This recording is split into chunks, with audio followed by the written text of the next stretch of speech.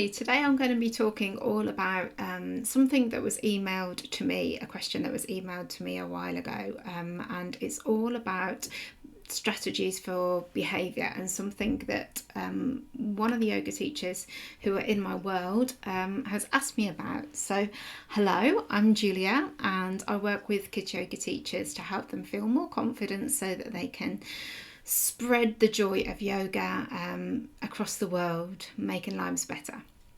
And yeah, so thank you to Emily, and apologise it's taken me so long to get to this, but you asked a question about something called behaviour buddies. And so, yeah, it seems from your email, Emily, that you'd seen something called behaviour buddies used to promote positive behaviour, and that had heard them be used in two different ways. And so the first way that you heard was where a soft toy would be placed in the room and used to watch the children to make sure they behave themselves. And the second way that you'd seen a behaviour buddy used is placed on the mat of a child who is behaving themselves. And you asked about my opinions on that and the psychology behind it, and you guessed it, I've got quite strong opinions about this. So firstly, yuck, no, nope, disgusting, not for me, no thank you, no, I don't think it's cool at all to trick children into believing that they're being watched by someone to make sure they're behaving themselves. Now, to me, this is very similar to the whole elf on the shelf thing, where the elves are watching and checking that you behave yourself so that they can report to Santa when you misbehave yourself. And neither of those situations are okay with me. It's not all right. It's making children believe they're being watched, and that makes them feel fearful and afraid. And so, no, the question might be on their mind of, well, what will happen if I do misbehave? And they might be, really scared in their tummy. It feels really threatening. And then our classes go from being a safe place to being somewhere where they're feeling threatened. And we certainly don't want children to feel that way in our classes. You'll also have some real curious little thinkers in your class who are like, okay, so am I being seen when I do this? Am I being seen when I do this? And they will be, testing the boundaries to see, are they really being watched, and what is being seen and what isn't being seen. And so really what will happen there is they'll end up being naughtier than they would have been without the bear, because some children will be scared and wondering what's going to happen to them if they're naughty, and some children will be like, okay, I'm being watched, what are you going to do about it? And so it kind of, it's not good for anyone. I personally don't use the word naughty in my classes anyway, or when I'm talking about children, because I don't think there is such a thing as a naughty child. I believe that there are choices that we as humans make based on our needs at the time, and some of those choices will be ill thought out. And they'll have negative consequences, but they're ultimately born out of a need of some sort, and our job as educators is to discover what that need is and to help the child and support them to make better choices. It's not to kind of fear somebody into doing something, or scare children into acting a certain way. So no, I don't think you should pretend that a bear or a soft toy is watching them. That's not okay. Now for behaviour buddies, where from my understanding, it was the behaviour buddy was placed on the mat of someone who's behaving themselves, like a reward. I wouldn't be using the words behaviour buddies anyway, because it just brings the word behaviour needlessly into our classes. I don't think we need to have that. So I wouldn't be using that term. And I just don't think that strategy works at all. It feels very unfair, because there will be some children who are behaving themselves behaving themselves, and aren't being noticed, and they're not getting to have the soft bear on their mat. And so those children may be thinking, well, why not me? Why don't I get a turn? And that makes them feel unseen, and makes them not make them feel like they're not valued, and they will assume that they've not been noticed because they're not having the soft toy on their mats.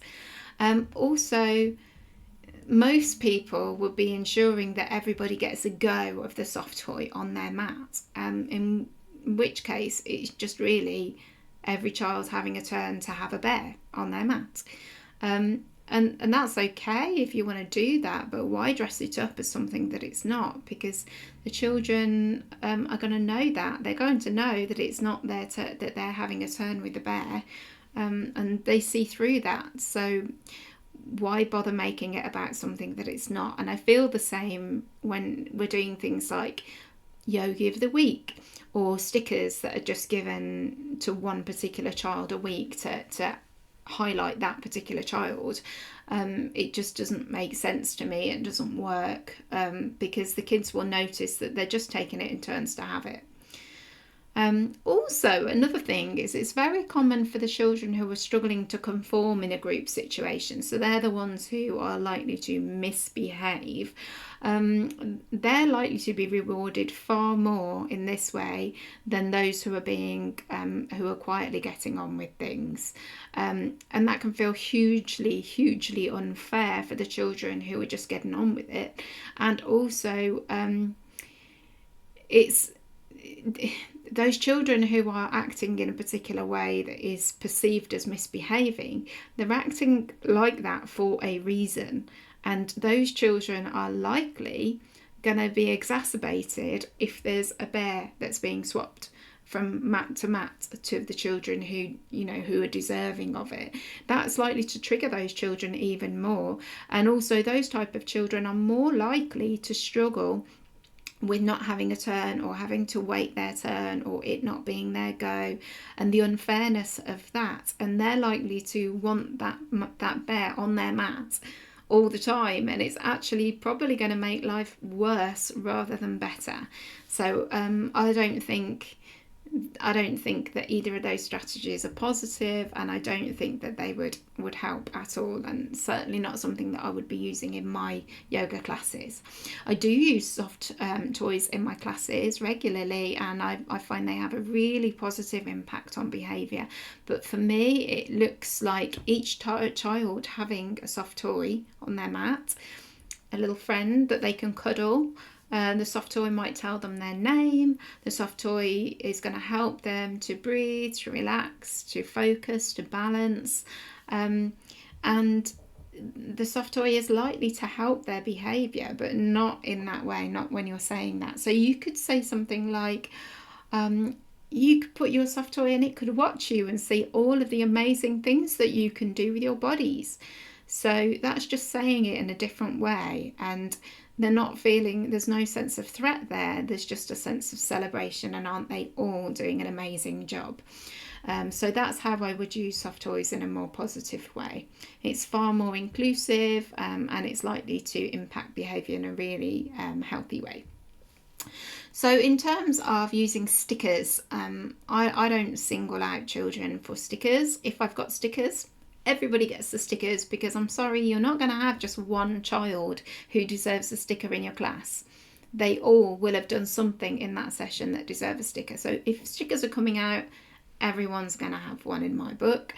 And also the same with certificates. If someone's getting a certificate, let's all have a certificate to celebrate what we've done. And for me, this is likely going to be at the end of a series of classes.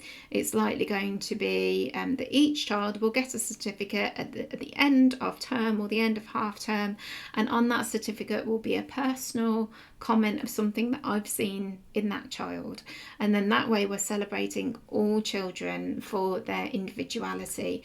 And if there's particular children that we have difficulty with managing, then we need to look at the needs of that particular child rather than this blanket behaviour policy of a bear or a yogi of the week or any of that stuff. It just, to me, is not aligned with my values. And my values are that we help children feel safe, and we help them feel seen, and we help them feel soothed, and that will help them feel secure. And that's come from Dr. Daniel Siegel and his work on attachment and on neuroscience of children. And so that's my thoughts on that. So if you've got any other questions, let me know. I do love answering them and giving my opinions on stuff. If you do have difficulty managing any of the children in your class and you're looking for behaviour strategies that work, then there's I do have a behaviour video. I'll try and tag it in I think it's called something like Boost Behaviour in Your Kids Yoga Class, something like that. And I also have a rules document that you can download for free. But if you would also like to work with me, either as a one-to-one session, just for a one-off to brainstorm some issues that you may be having, or if you'd like to work with me for a longer period of time, then my prices are about to go up on June the 22nd to better reflect the value that is given in these sessions. If you'd like to make the most of them being at the super cheap price that they're not going to be at ever again, then contact me, julia@juliahankins.co.uk, or schedule in an appointment on my Calendly link that I'll put in here below, and we can figure out if that's going to be beneficial to you. And yeah, if you've got any questions, do email me. I always really enjoy receiving them. Thanks for watching. If you found this helpful, please like and subscribe, and also click the notifications bell, and that way you'll find out when I get another video out there. Thanks for watching.